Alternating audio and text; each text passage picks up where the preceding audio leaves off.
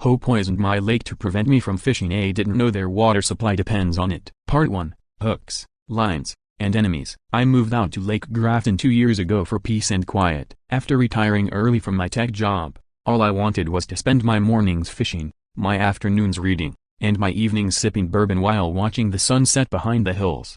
The lake was pristine, tucked behind a row of forested hills, and only accessible through a gated community that I reluctantly became part of the dreaded homeowners association.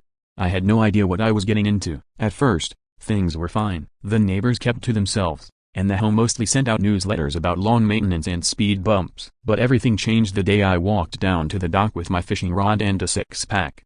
Apparently, that was an act of war. The very next day, I got a letter. Dear Mr. Sanders, it has come to our attention that you were seen fishing from the community dock. As per HOA bylaw, individual may engage in recreational or extractive use of the lake without explicit permission from the HOA board. Please cease all fishing activities immediately or face fines and further action. Sincerely, Judith Langston, HOA President.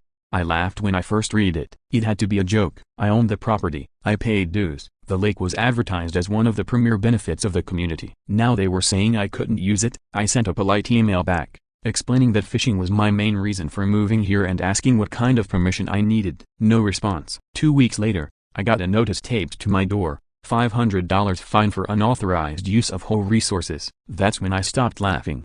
I went to the next HOA meeting, held in a sterile community center with bad coffee and uncomfortable chairs. Judith Langston, the HOA president, wore a navy blazer and the kind of fake smile that told you she practiced it in a mirror. I raised my concerns calmly. I explained that the lake was on the property line of my lot, that I wasn't harming anything, and that I'd always practiced catch and release.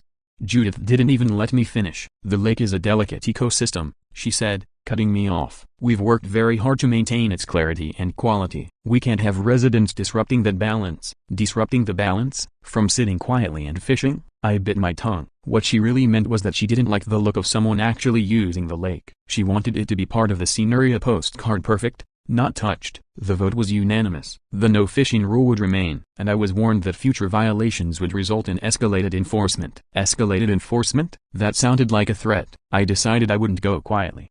Over the next few weeks, I did what any bored retiree with a grudge would do. I started digging. I reviewed the HOA bylaws. I looked up the original development plans, and most importantly, I filed a public records request with the county about the water sources for the surrounding area. And that's when I found it. Lake Grafton wasn't just a man-made feature for aesthetic purposes, it was also a reservoir that supplied water to the entire gated community.